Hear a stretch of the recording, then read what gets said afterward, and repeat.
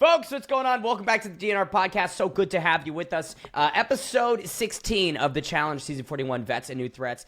Dare I say, might be the spiciest episode yet. This had everything. This had the collapse of a showmance. This had some deception and some conniving between our favorite Greek god Yermi and a pretty, I would say, interesting daily challenge and elimination. Not my favorite, and maybe not the most dynamic of dailies or elims, but different. You know, I thought this was a nice palate cleanser before we head into the last couple episodes, Riley. Yeah, I mean, it was nice to see Theo not in the elimination. Like, I was just like, it's been a month since I've not seen this dude in the elimination. But I thought it was a great episode all around because of, like you said, strategy. Strategy, I think, is the name of the game in this episode. People doing things outside of just trying to hammer out the challenge and relying on their alliances. Like, very much so. Stuff was moving very dynamically throughout the entire course of the episode. So it made it super fun. But nothing also, crazy as far as the challenge itself. But to the point about strategy, you know, we always talk about the positives of tactical gameplay and deceiving and manipulating. But there's some people that made some big errors this episode that fucked themselves over. In Nany, having a huge tactical malfunction. But before we even get into all the nitty gritty, a couple scenes that I want to highlight before we even get into the daily challenge. Before I do that, though, like, subscribe, and comment below. We don't do this enough. I gotta call you guys to action to smash that like button. It costs nothing. It costs zilch to you, but helps us keep the fun coming. All right, so we spoke a couple episodes ago, Riley, about how Yermi was just totally mogging somebody that was talking to him, where they were trying to like spin a yarn and get him to do something. And he was just like, No. Yermi got kind of mogged this episode, bro. Yes, so him and Cedric bad. are playing pool, and he's trying to he's like, hey man, remember that cool promise you and I made? How we wouldn't endanger each other? Remember that like brotherhood that we established? Cedric, no. I don't remember it. I have no clue what you're speaking of. And why don't honestly, you jog my memory? Yeah. Say what you're really thinking, Yermi. And the Cedric confessional, he literally goes, you should have been relying on me when we started this, not when you have nobody else. I'll placate you however I want to placate you. Bro, whenever you put the buzzword of placate in something, you get me excited. Whenever you open up that thesaurus, I'm pumped up. Something about vocabulary, baby. Something about good vocabulary. Dictionary verse 560. Sorry. But I will ask this to you, though. Like, to me, I feel Yermi had a very good focus on all the rookie guys.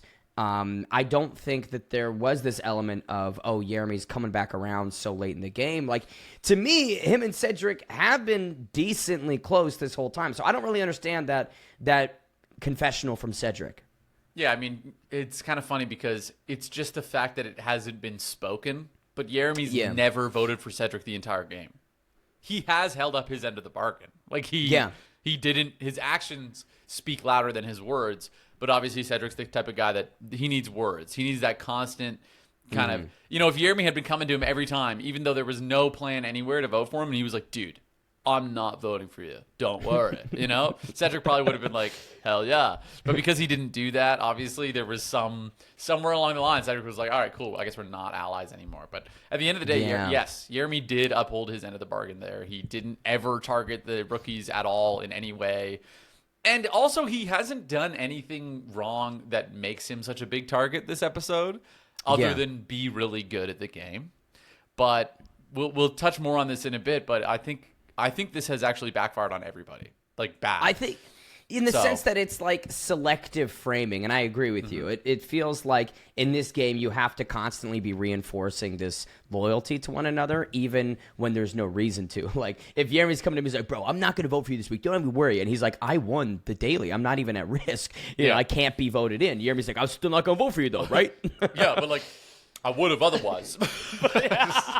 But even if I couldn't win, I wouldn't. Yeah. Dude, every one of his allies would have been like, why is this guy constantly trying to reassure me, bro? Yeah. Okay, well, we'll get into all of the tactical gameplay after the daily challenge, which is called Dark Mine, the worst name of the fucking season for a daily challenge. Yeah. Guys, they're going into a mine with no lights. They can't see. What should we call this one? Let's call it Dark Mine. The winner, Will Miner. Will Miner. It's me, Jeremy Mines. That sounds like a fucking some like Minecraft YouTuber. Jacob Pickaxe. Jacob Pickaxe. It also wasn't a mine. It's just a cave. Yeah, a cave that they clearly like messed around with the lighting. Like that had lights. There was some visibility before you fucked it. But okay, so the whole premise here is you've got a box of 6 matches. You race into the mine, chain to your partner, and you find a table. When you find that table, there is a PA system with numbers being read out by a voice. You mark those numbers on a little laminated piece of paper with a pen, and the team that gets out the fastest with the most right answers wins. So, like I kind of said in the intro, Riley, it's just not the most dynamic of daily challenges that we've seen. It wasn't, and I don't really, we talked about this briefly before we just went live here, but there was really no gameplay. There's a couple things. Yeah.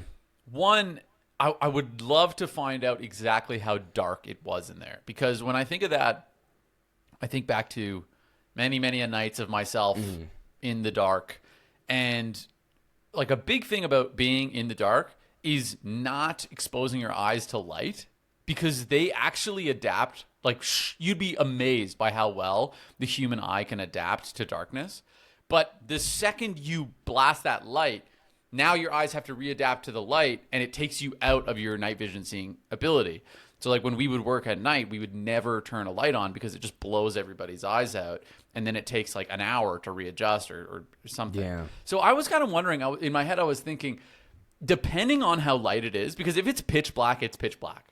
But at the end of the day, they're navigating to the table without any matches. It can't be pitch black. So it can't be pitch black. So in my head, I was thinking, unless there was some way they wrote this to make it really, really hard to read in the dark, which is totally plausible. I was wondering if you just kind of sat there and like really just focused on developing your night vision instead of running in and out of the cave, instead of doing these matches. I was curious if anyone was going to play that game to just be like, let's see if my eyes naturally adapt to this, and then I can see it, or if not. And no one did. Every single person was doing this little match thing, and I was really curious about that. I think because there's a lot of guys, there's multiple veterans there, so in my opinion, it's like these guys should know the game of night operations. Completely.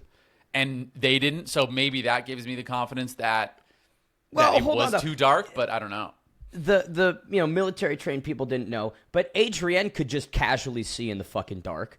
I don't know if you caught that snippet from her, but Theo was like, I can't see shit. And she's like, I can see perfectly fine. And just like, don't know why I made her Australian right there. No, but honestly, that's kind of what I was talking about. Yeah. Is I was wondering, it's like if you have the ability to, a lot of people have better night vision than others. I would say I always had really good ability to see at night. Like I used to take my night vision goggles off because it would be more frustrating to me to look through the night vision than to just see. Which I would get yelled at. They'd be like, "Dude, like put your night vision on." I'd be like, "Dude, I see better right now. Like, fuck off with this." Like, so that was my thought process.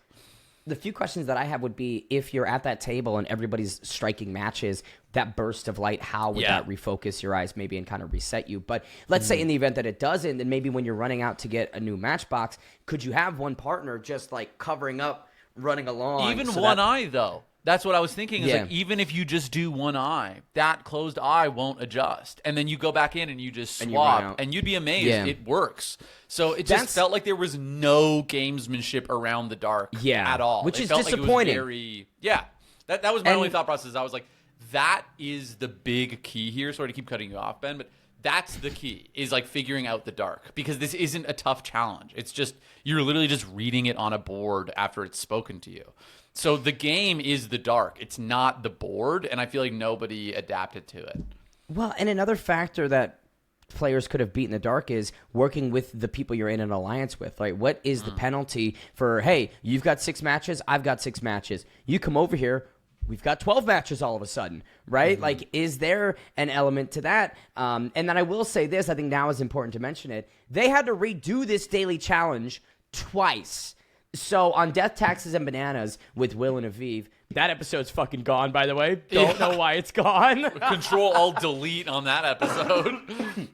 But Aviv and Will sort of speak on how the first time that all the players did this daily challenge, they broke the rules constantly. They were writing on their arms with the numbers, and then when they ran out, they would see and make the proper circling before they handed it to TJ. And like that, it's just everybody was breaking the rules. And so I believe Will and Olivia finished first the first time they did it. But when they handed the little paper to TJ, he goes, Will, let me see your arms. Sees all of the fucking numbers written on his arms. And I guess TJ says to Will, take that shit off right fucking now. And that's what everybody did. So after a short break, TJ and production team, they then come back and they say, hey, we're going to do this all over again.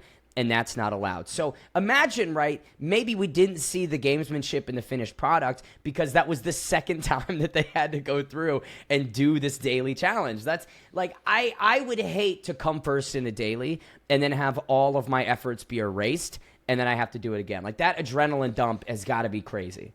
That is absolutely brutal to have to reset and restart, and especially something like this that's like I feel like would be mentally fatiguing, you know, to just you're just trying to focus on this like light and you're like burning your hands and you just have to do it again.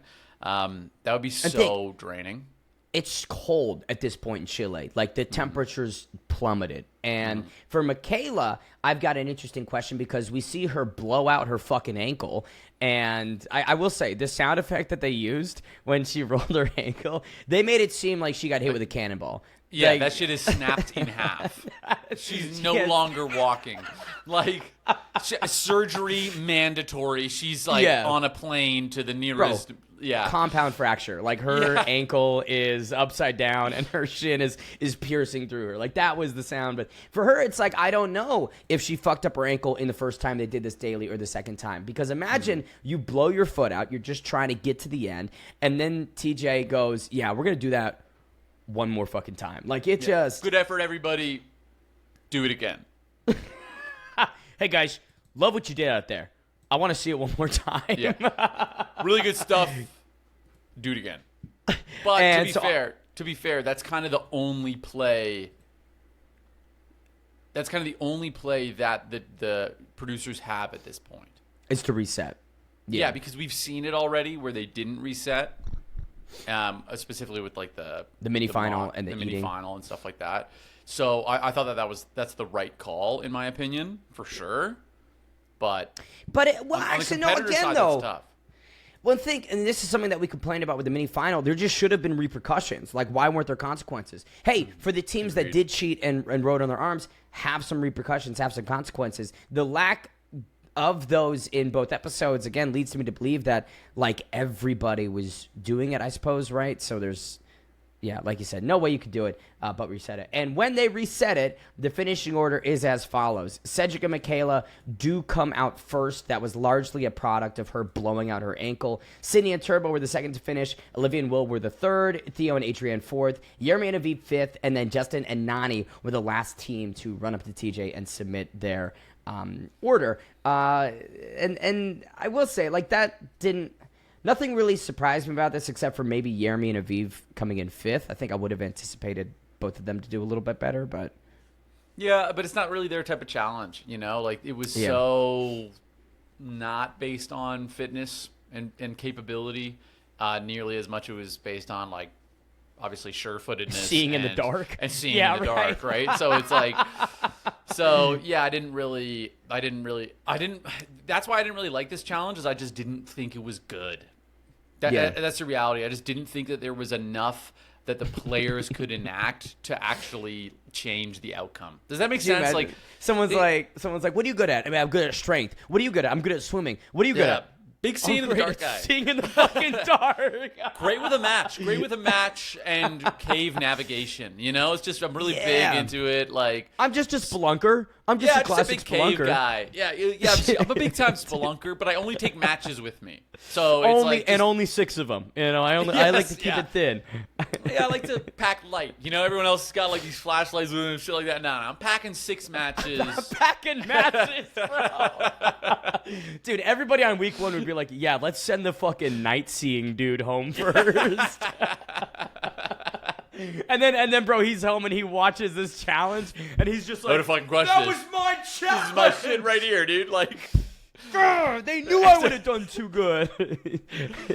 but I will say, like, to finish my point, like, I just didn't think that the players could really.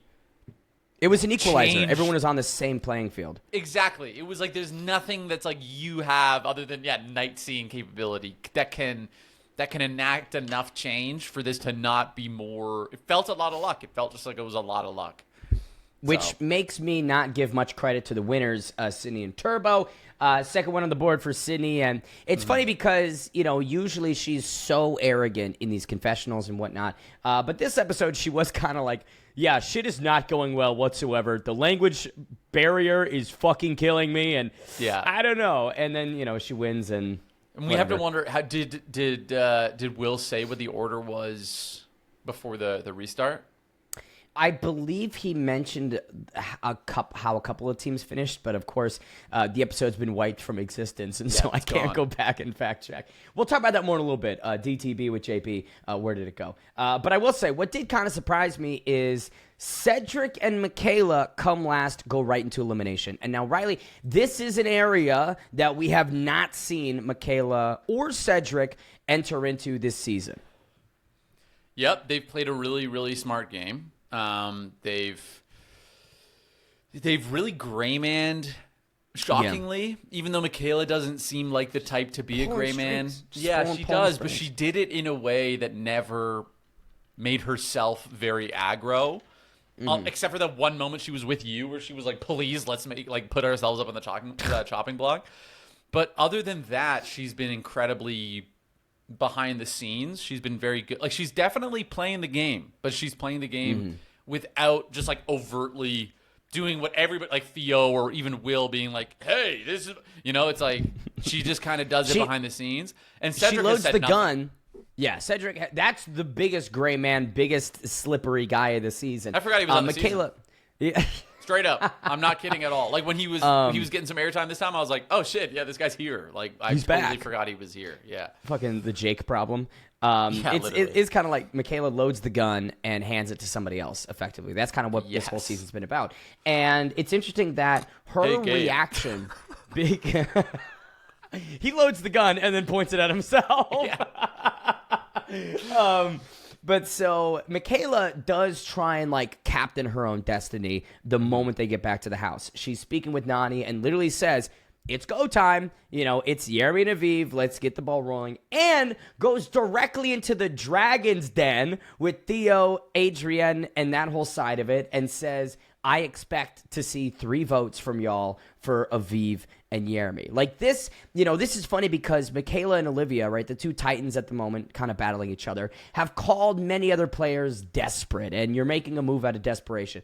Is it desperation for Michaela to instantly start playing the cards and trying to twist people onto Aviv and Yeremy the moment that they get back to the house? Or is that just intelligent, she's being proactive?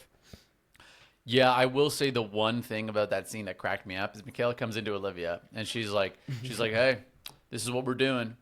And Olivia, without even a thinking about shred of like, maybe I'm being manipulated here, is like, yep, that's great. We're set. My God, my problems are solved. Yeah, and it's like 2 episodes ago they did this to you and fucked you over. Like literally 2 episodes ago they were like, oh my God, they're on our side. And this is great. And then lied to them. And this time she comes and does it again, and Olivia the same way, hook, line, and sinker, just yep. And this time she wasn't lying, but that cracked me up. Just the way Olivia was like, "Yep, we're safe." She literally turns to Theo. She's like, "We're safe. We've done it." Oh my God! Which it does. We're and again, I like so many people on this. I like Olivia, I like Michaela. Nothing against them personally, but the way that this was edited, it really showed which of the 2 big manipulators in the house was smarter in a sense, right? Because for Olivia to just gobble that up instantly, think she's been handed this apple that totally isn't poisoned whatsoever, it does make you go, oh, huh. Yeah. That being said, like, I'm sure there was other conversations, or like maybe that was a longer conversation where she described her thought process. And it's kind of valid. And we've been saying this for episodes now, that there's going to come this time where these alliances are irrelevant, where they're just going to target the most powerful players. And that time is now. And I think that's pretty clear, is that it's like this battle that we've been having that hasn't really even made any fucking sense to me. Really? Because it's like... Between Michaela and Olivia, or... Yeah, yes. Like, the targeting of Olivia and Theo by, like, the entire house, based on the predetermined notion that Olivia is some powerhouse player, is it just hasn't manifested in any way. She hasn't really won any of the challenges convincingly, even if she has. She hasn't been this, like, dominant force in any of the challenges. So it hasn't really made any sense, and I feel like everyone's, like, almost, like, shaking their head a little bit after this last episode and been like, okay. Oh, well, now I have to get rid of these other really powerful players that I've forgot about this whole time, and they've just, like, shaken their head and been like, wait, that isn't even Olivia. Right? Well, I think it's a product of how this has backfired on Michaela's side of the house for the last month, because your whole plan starts by getting Theo and Adrienne out of the house. That's how you unlock the shots at Olivia. They have not been able to do that on 4 separate occasions. So, they've killed their whole team trying. Literally, it's completely backfired. And I get why, maybe because Will was, a big number for a guy like Justin, who literally said verbatim in this episode, I won't say Will's name. I know that Jeremy and Cedric have partiality towards him, whereas with Theo and Adrienne, it's just there's no ties whatsoever. It's easier for everybody. But I think, like you said, this episode, everyone shakes their heads and they go, okay, so we've decimated our numbers and we haven't gotten them out. And I know that I've got ties to you, but this episode kind of showed that maybe it would have been easier to put Will into an elimination earlier in this season in order to get Olivia off the board. But we talk about that a little bit more at the end of the episode. I want to keep going through it. I will say, like, I do also think this showed that this, like, weird affinity towards Will was fabricated. I don't know about fabricated, but it was just, like, balancing on this little tiny fucking rock, and I don't know how he was pulling it off, because the whole time we've been kind of like, this guy's like a bull in a china shop, the whole time. He hasn't really had this, like, strategic game, but I guess, he was cozied up with the right people, right? Obviously, Anissa had affinity towards him. Obviously, Nany had affinity towards him. So it was like just enough that he had cozied his way into these people's hearts, I guess you could say, to remove himself from this. But really, that was it. Because really, no one had an issue with just fucking launching this dude into the deep end. Like, the second it was available. It's funny because, like, you put Jeremy on this huge competitive pedestal, but, like, Will is just as good of a competitor in a lot of ways as he is. I mean, but not almost. Quite. There's a couple, like, significant areas that Jeremy's better, but, like, to make Jeremy this giant monster that everyone's like, oh, I don't want to run a final with him. That guy's insanely good. But to not have the same energy towards Will whatsoever is just, like, a little odd. And maybe that's because you go, Jeremy and Aviv are way better partners than as a team. And because Will and Olivia are so dysfunctional, maybe we do make it to a final and they'll collapse on each other. Like, maybe that's why, but and maybe it's editing. Maybe they did say that Will is a monster, but the editors were like, let's frame this X, Y, or Z. I don't know. But my thing is, like, this is a team game. And Will has proved that maybe he is a juggernaut. He's not a good team player, period. Yeah. Because he's been tied with Olivia this whole time. They've had no even discussion of trying to mix up their team, like their team. And he's actively not working well with her.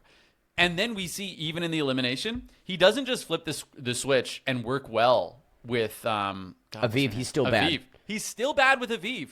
Aviv is, like, mothering him through it, showing that she clearly is a good team player. Yeah. But he's still Will. He's still the bull in the china shop. So I think we have to get away from the idea that, Jeremy's biggest attribute is that he's great, and Will's biggest attribute is that they're great. Jeremy's clearly a really good team player. Clearly.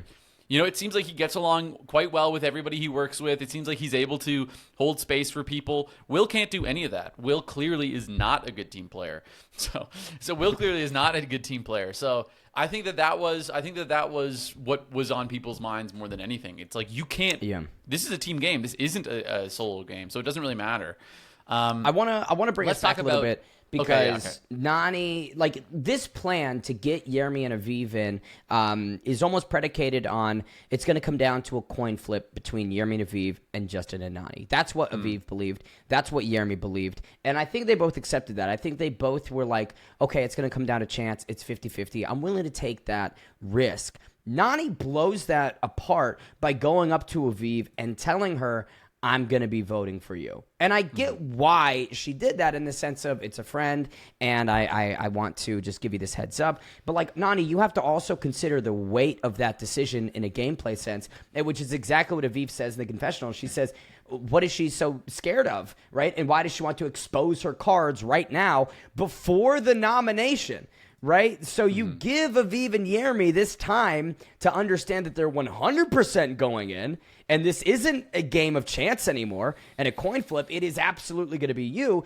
And then, Riley, we talk about this all season, the one move you can do, if you know you're 100% going in, is stake a fucking claim. Of course he's going to do that. Like, it shocked me. We've actually seen... Ad nauseum, we've been saying, like, why are you not doing this? Why are these teams that are obviously going in not doing this? And that was because it was always Theo. And they just didn't have that You didn't have to worry about it, Right? And so they were just kind of like, okay, I guess we'll just fucking stick together and grind this out. But I genuinely think every other fucking team in the house, every single other team in the house is doing that. If this is the notion... I'm going in. Every single team is doing that because, like you said, why wouldn't they? Why wouldn't they? And we're throwing this team in specifically because Jeremy is such a powerful player. Why would he not stake a claim? Also, apparently we know what the stake the claim challenge is. It's the same challenge. He's an ultra marathon runner. Why would he not do this? And I know for a Will is a weapon, right? Will's a weapon. But we know for a fact that he's a bodybuilder. This dude is not a runner. And in terms of intelligence, Jeremy, I would say, has that higher intelligence edge. And I know that Justin and Gabe, when they got back to the house, likely told them exactly what the stake to claim was, which is building a little square, a 3D square. And granted, Jeremy and Will maybe thought at the base of the mountain, oh, maybe it could be different. But then when they get up there, it's like, I know exactly what this is. Justin told me about it 2 weeks ago when Gabe tried to take a stake a claim, right? So, I don't know. I think that, I agree with everything you said, and I disagree with everything that everybody else said at that nomination. They were just saying that for parliamentary, and it just pissed me off. Olivia's saying it's giving scared of the sand. It's giving you don't trust your partner. Olivia, what the fuck are you doing? That was so weird. Yes, she turns around and all of them... No, please don't mess with our plan. That's such a bad decision. No, it blows up your game. That's what it does. That doesn't make it bad. That makes it a bad decision. It fucking Nany, bro, and Nany bitching about it is so fucking rich, dude. She says, I'm never looking out for anyone ever again, and just acts like a child, bro. Acts like a child. And she then goes and reveals that I've made this deal on my soul that I can't vote Theo in or else I go straight to hell. Like, bro, hey, didn't Theo 2 episodes ago try and steel man you into voting for Turbo? And you got so uppity and buppity and then started crying as usual about Theo. But now you won't vote him in over the guy you've been banging for the last 6 weeks. Yes. I just don't get it, bro. So strange. I do want to touch on the actual limb. Jeremy, Will, they go head to head. Jeremy, Will... They're running, and they even say, do you want to run up together? Dude, it was killing me. That cracked me up. What do you mean? It's a race. Yeah. We ain't running nowhere together. I'm trying to take your partner. I'm not going to run with you. And I will say, I did I like respect and sportsmanship. You know, they didn't have it out for each other, but Jeremy got a job. You can see that Jeremy sets a pace, and Will's like, I'm going to keep up with him, and blows his shit out. He is huffing and puffing by the time he gets to the top because he can't keep the pace with Jeremy. You know, Jeremy sets a pace early that he obviously knows that he's like, okay, I can, let's say for argument's sake, you know, Jeremy runs like an 8-minute mile and that's his like, he can comfortably do that for 10 miles probably. Will can't. You know, Will might be able to set that pace for a mile, right? But he can't set that pace. So Jeremy he's set this pace. You can tell that Will's like following him, like, okay, I can keep up with this. But then in the second half of that run, he's blown out. Jeremy gets to the top of that, he's not even huffing and puffing that hard. He's like, clearly like, okay, cool, I'm doing this thing. Will's like blown out. Jeremy was damn near done with the fucking puzzle when Will got up there. And I have to mention, Will's been off the cycle, the juice, for a good 2 months at this point. Like that's bro, that's an extremely valid thing 100%. To think about when you're 100%. Pushing your body and think he didn't have time to warm up. This was a like he wasn't locked in for this type of staking a claim running up a mountain like this. So I don't know. I just think it's important to mention, like, bro's been off the juice and the sauce for 2 months, and it clearly is chipping away at his physical abilities. But yeah, Jeremy blows him out of the water. The first successful stake of the season, as it's for the Greek god. And I will say this, when they get back to the house and return to nomination, Will does take it on the chin and has this unbelievably great way of handling it. And, you know, you hate to see bad things fall on this guy because of the way that he handles himself when he's sober in these types of tense moments. Like, the guy's got a great disposition towards coming up short sometimes. And then he kind of loses his mind a little bit, though. Is his, like, the second it happens, now the teams are switched, and the debate becomes, okay, we're going to put you two in. He's so pissed, and you can see it. And he's just kind of like, you know, with his conversation with Nany, Nany's popping off at him. And he's being like, I'm being calm. But he's not calm. He's clearly very, very upset in that moment. Well, and he's like, I disagree almost betrayed. A little bit.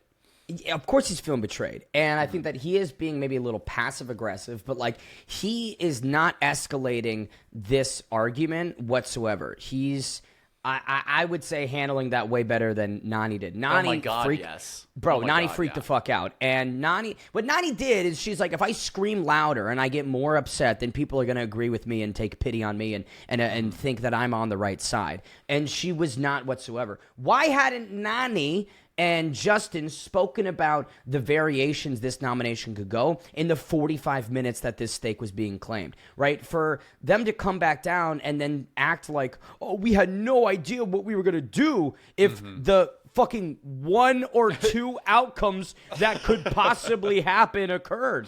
Like, there's not that many things to consider. And we also have to remember, this is all Nany's fault. Yes! So, like, all purely Nany's fault that Will is even in this environment, right?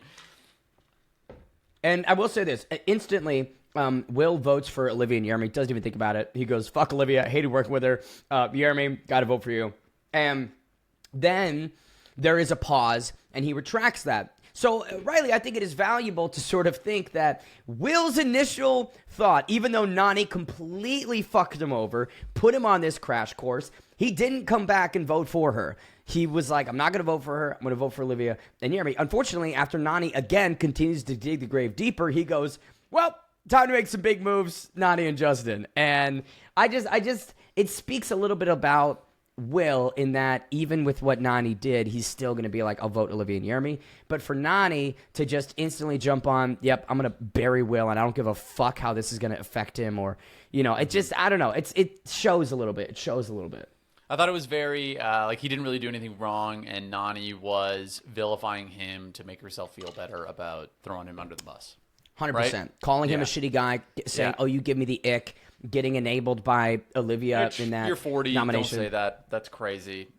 You're 40, bro. Exactly. You're fucking 40. You're giving me the ick. Yeah. Like, grow up. Grow up. Yeah. It's that was embarrassing to me. I was like, don't be sitting there screaming like a kid, and then and then also being like, oh, you're giving me the ick. It's like, okay, when you're like. Bro, when you're the old vulture that's fucking the 20-year-old dude and hopping all over his dick, and then you blow his position up, and then now act as if he's the problem for, you know, being... And again, being very restrained when he's talking about it. He's like, I just wish you considered anyone else's feelings, which is hey, I'm fucked now. I'm probably going home now. Thanks, and you're gonna vote for me too, and you're gonna bury the knife deeper into my back. Because of some line that you drew in the sand with the guy that was trying to make you flip on your number one ally a week ago, who's been playing opposite you this entire game. Nany, why would you make a deal with Theo and swear on your mother's life? Also, hey, why don't you break that deal? Because, first things first, I'm never swearing on my mother's life for anything. Like, let's not do that. Yeah. So... That was just crazy, across the board crazy to me. But I will say it worked out the way that everything was initially supposed to, aside from Jeremy being at risk. It fell down to a coin flip between Justin and Nany and Aviv and now her new partner Will. So it's like if Nany hadn't blown up the spot, we would have arrived to the same exact fucking point. Except it would have been the OG people that were in the crosshairs, Jeremy and Aviv and Justin and Nany. So, like, I don't. Maybe this was like a self-preservation move from Nany, but it completely backfired. This might have been. Hey, dare I say? Let's get Gabe off the table because Gabe constantly was shooting himself in the foot. Yeah. But like, I can't think of a bigger misfire in this season than what Nany did this episode, because she just blew everything apart for zero reason, and it had no meaningful impact. She still got down to a 50-50 with the nomination. I think there was one meaningful impact, and it's the fact that I think Jeremy and Olivia are now a super team. True. Very, very true. I think that it's like, I think Jeremy and Olivia are going to be what everyone was worried about with Will and Olivia. Because Will and Olivia weren't a good team because they didn't work well together. But Jeremy's going to work well with her. I promise you next episode, they're just going to be on the same page already. Like, they're just going to be working well together. Because that's just who he is, you know? So I think that is going to be the biggest issue. Is I haven't seen a team that was like most on paper looking like these guys should be a real problem other than these two. And of course, Sydney and Turbo. I will say they did the coin flip, and of course it was tails again. I'm comfortable with saying this. That's a rigged coin. There is something weighted in that fucking coin. It's been tails this entire fucking season. And so again, to think that my challenge experience came down to a rigged coin, fuck that. But okay, so Nany further flips out and just continues to act like a child about this. And she gets up to the room and she says, "How did I get wrapped up in that?" "'Cause it was your plan." "What do you mean, how did I get wrapped up in that? That is you're the one that like fucking lit the dynamite and tossed it at your feet.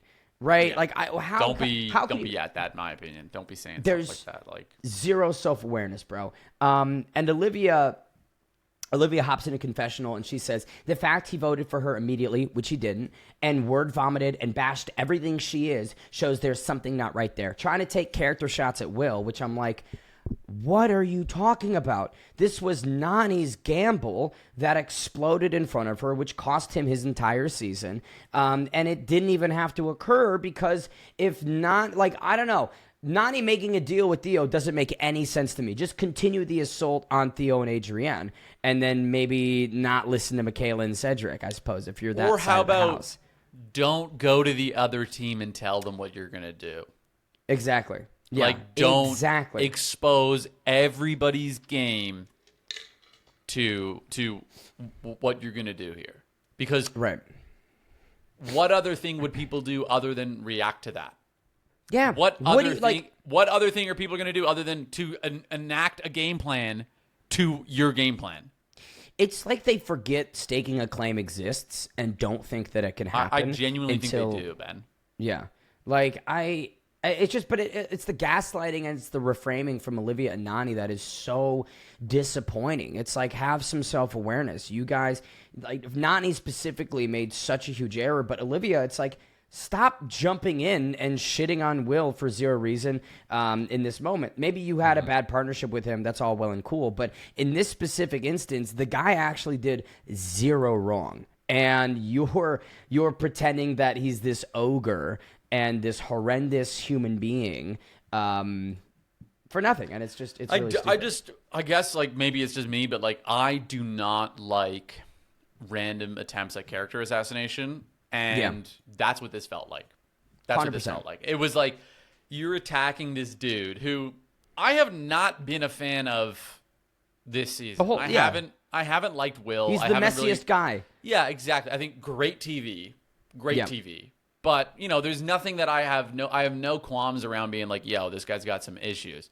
The issues that they brought up were not the actual issues, though. So that was clear to me that this was an attack based on their own personal insecurities, their own frustrations with how they were playing, not actually what he was doing. Like, he didn't do shit wrong this episode, which is like we haven't been saying. But weirdly, everyone's had his back all fucking season for all this other bullshit, and yet now it's like, no, now he's an issue. It's like, no. Like, you don't get to play this good guy right now when you haven't been. There was an exchange between Justin and Sydney when they're talking on a daybed, and Justin says, I won't say Will's name. Sydney says, I won't say Jeremy's name. But Sydney's very surprised by Justin saying, I won't say Will's name, which kind of is odd to me that they've spent 2 months in a house together, and there are still people in the dark on allegiances and the prioritization from specific players. And for someone like Sydney, who is constantly, going on about her intelligence and how amazing she is, to get caught off guard by something that's so, I don't want to say easy to find out after 2 months of being around these people, but I don't know. Did you clock that? I was like, not to, before we get to the elimination, take it all the way back, but I just, Sydney being stupid. No, I don't really understand a lot of the gameplay that a lot of these players are playing. I think that they're very wishy-washy with what they say a lot of the time. Bro, and again, one more on Nany and Theo is like, now you're in a position where if you go back on your promise to Theo, you're also going back against Olivia. And granted, they had tension before, and it's not like Nany and Olivia were trying to spare each other in a sense, but like now you've put your back up against that wall where if you fuck Theo over, there's going to be this intensified, I would say, focus from Olivia. So it's like, why did you even make this deal in the first place? This is what I can't understand, and I don't think the episode clarified this. Like, what did Nany gain out of having this deal with Theo? Nany, everyone's been throwing Theo and Adrienne in. Why would you then be like, I won't say your name on my mom's life, even though the entire house wants to keep throwing you in? Like, what are you doing? Even if this didn't play out this way. I need to make, you know what it is? I just realized I need to make an alliance with the weakest team here. This won't ever come back and haunt me. Yeah. 3 hours later. I must align myself with the smallest, with the most aggro team here. Like, it's so weird. Oh, you keep getting it thrown into elimination? You sound like my new best friend. Yeah, I will say, I think that the only thing that makes sense for me in that regard is that she was like, these guys are gone in 2 episodes. I might as well. She didn't. Yeah. Which, again, is like, that's so funny that she's going, there's no way this is going to come back and haunt me. And then immediately blows everything up for her. Literally puts her on the chopping block. I feel like everyone would have been happy to just be like, yeah, let's just vote Theo again. But yeah. No. Oh, well. Okay, so let's take it to the elimination. So this is one of the weirdest ones that we've seen this season, and it's very much like against the game design of the eliminations, which are very barbaric, Viking-centric with these runes and all that. This is just like 2 bathrooms from a 747. Which was so weird to me. Like, economy. I love how he was like, economy. We're not getting you first class. You're not business first class. Bathrooms. Yeah. There ain't no shower in this bathroom, you sack of shit. Like, no, it was I feel like weird. It'd be easier to construct and continue the game design that they'd had for the elims than going and getting 2 economy bathrooms from a plane. Like, how did they ship those in there? Yeah, how did they get those? I don't. There's some pilot right now is like, "Where's my fucking bathroom?" They just stole it from. They just stole it from a plane on a runway from the Santiago airport. They just fucking cut out. Yeah. Some pilots like. So we've got our 7-hour flight to Orlando. Where the fuck are the restrooms at? Some guy opens the bathroom door and just gets sucked out midair. Oh, I really gotta piss. Whoa!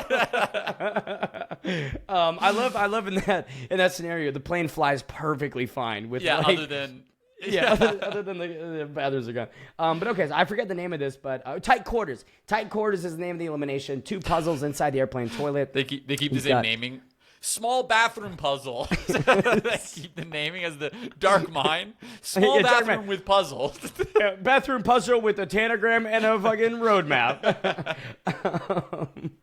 Those were like the placeholder names for the daily challenge and the elim, and they were like, we'll get back to this and we'll like mix up the name, right? We'll spice it up, and then production rolls around. There you go. Ooh. Oh, we had to rename these. Dark Mine. But so basically, yeah, you got a tanagram puzzle and then you've got a roadmap. And I will say, in the on-the-fly interviews before the elimination begins, Will seems happier after being partners with Aviv for 3 hours than he did in 6 weeks with Olivia, bro. Like, yeah, and she did a really good job at it. You can even see during because he's like swearing and losing his mind. Yeah. Which also, I just want to say, like, doesn't necessarily mean that he's like lost his cool. A lot of people just vocalize differently than others. It's tense, it's an elimination. Yeah. But she's like calming him down the whole time. She's like, it's okay, we're good. Like, let's keep working on this. So I thought they actually would have been a good team had they had more time to work on it. But the puzzle itself, it was just a zigzag, correct? Yeah. They didn't show exactly like this was the result, but it looked like when I saw it, it was just a zigzag. I think that the issue came because they were provided with so many more pieces than what they needed. But in my opinion, Ben, there was a couple pieces that just like shot off in different directions, and then there was one that was a quadrant. It was like two roads in different directions. Yeah. If they had just shaken that right off the top, I thought that would have been good. I thought that the idea to have 2 people on the road right at the start, not just do the tanagram and have one person on the road, I thought that was a bad call. Because we've seen this time and time again. 2 people solving a puzzle are really not necessarily better than 1 person solving a puzzle.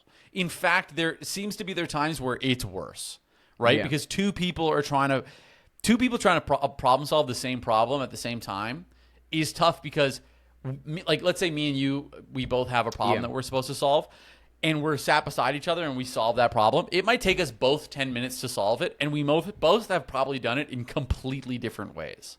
And the issue is, like, again, not even aside from boom, the tanagram doesn't even get done, but if one person's focusing on it for 5 minutes and then someone else comes in, they've got a fresh set of eyes, new perspective that they can bring to it that adds to it. And again, I mean, I'll highlight the importance. Didn't even get to the fucking tanagram. And it's weird because I feel like Will and Aviv, if they just had a better game plan, there could have been a more fighting chance. I will say it looked like they didn't get anywhere with this plane puzzle when Michaela and Cedric were done with the entire elimination. But Michaela fucks up massively and misses 2 of the tanagram pieces and forgets about that for a considerable amount of time, right? And so it's odd to me because it's like Michaela and Cedric are having some missteps, and then you'd cut to Will and Aviv, and it looks like they had just started the fucking elimination. You know what I mean? Yeah, no, I mean, he literally had everything off the board. Like, they had literally accomplished nothing. Yeah. They took down their whole puzzle and were restarting when the other team won. They accomplished 0. And that's just not... Yeah, and also, you know what it is too, Ben? Like, this guy has this whole time been like, yo, I'm clearly the best on my team. Olivia sucks. I'm just having to drag along the... And then both times where he was like, okay, I'm going to take the lead on this. 1v1 against Jeremy, gets blown out of the water. Goes in here, gets blown out of the water. Again. So, you know what? And it's funny because if they hadn't redone the daily challenge, Will and Olivia would have won and been safe and immune from all of this bullshit. To be fair, they were cheating, though, so... Well, everybody else was. Yeah, but it's still... If you cheat and win the challenge, you have to restart it. So that is a moot point, in my opinion. I don't know. I feel like there's a lot of daily challenges this season where cheating People hasn't cheated. really found consequences, right? Yeah, that's fair. But either way, so yeah, Michaela and Cedric in Cedric's first elimination this season. I think it was Michaela's first elimination this season as well. They're successful. They come back to the house. Big Willie is gone, as is Aviv. And I just, I think I want to note one more thing because Nany, I don't know if it was a confession or something that she set up on the peanut gallery, but she said, none of this was my plan. I didn't orchestrate this. She did. She absolutely did. Maybe it wasn't intentional, but you were the reason why all of this occurred. And again, she's screaming at him at the nomination and calling him a bad dude, saying that, oh, I've got the ick. And then in the confessional, she's like, Will doesn't even know how much I care about him and how sad I am that he's gone. Like, Nany, you can't have it both ways, right? One of these is disingenuous, and I think it's the version of you in the confessional. And it's so annoying that some people don't have any self-awareness whatsoever. Like, what fucking reality are you living in? Because I'm watching you make decisions that are directly influeing and impacting yourself and other people, but then you want to step aside and go, I have no idea how this happened. Like, that just doesn't work. I feel like she's the type of person that she does things with a certain intention and then doesn't want the accountability of what the actual impact of the thing she did was. Like, she wants to be judged based on her intention, which is like, oh, I'm just trying to be nice. But it's like, that's not good enough. Do you know what I mean? Like, that's not an actual answer. Your actions had a negative impact. Then you doubled down on those actions having an even more negative impact on this guy that you claimed you cared about. You were very, frankly, rude, screaming at him in front of everybody, saying you're getting the ick from him and stuff like that, which is just... As he's going into elimination that you caused. Which is just gross stuff, right? Just gross stuff. And now you're going to backtrack the whole way and, no, I didn't have any intention of this and that. I don't play with that. I think that that's childish. That this isn't grade school. Your actions have consequences. They were negative. Own that. And it was very much the opposite. It was, oh, I didn't mean for this to happen. Okay. And, we used to always say that, like, oh, well, I didn't mean for this to happen. Okay.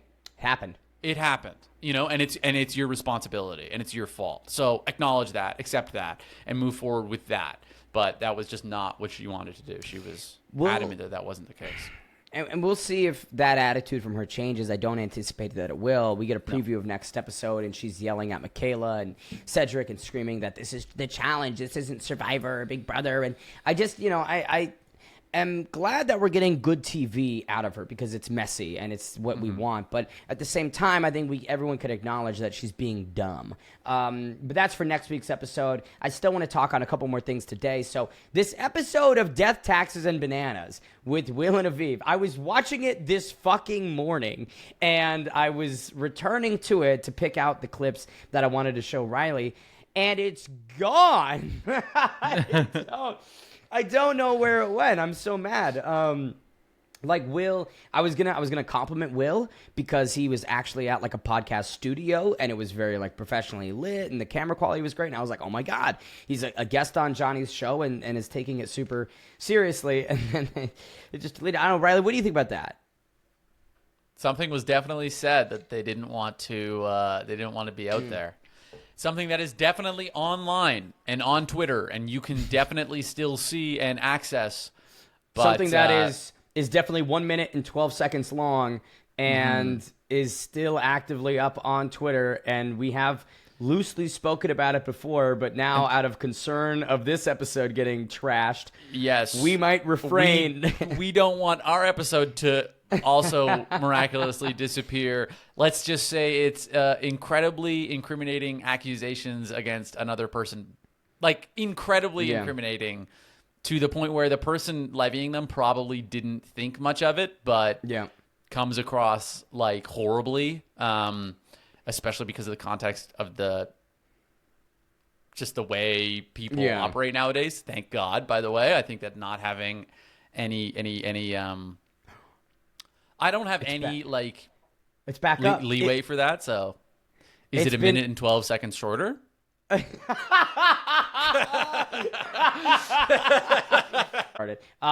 was going to pull up specific parts from this Death, Taxes, and Bananas, but I'll just speak on him. At around 35 minutes in the first upload, he says that Olivia told him a few times that they were the reason that he was still in. So to the point that we were talking about earlier where Will's kind of had this attitude that I'm the one carrying us, Olivia is feeding directly into that. So I can't blame the guy if his own partner is being like, hey, I'd be fucked without you, for him to be like, she'd be fucked without me.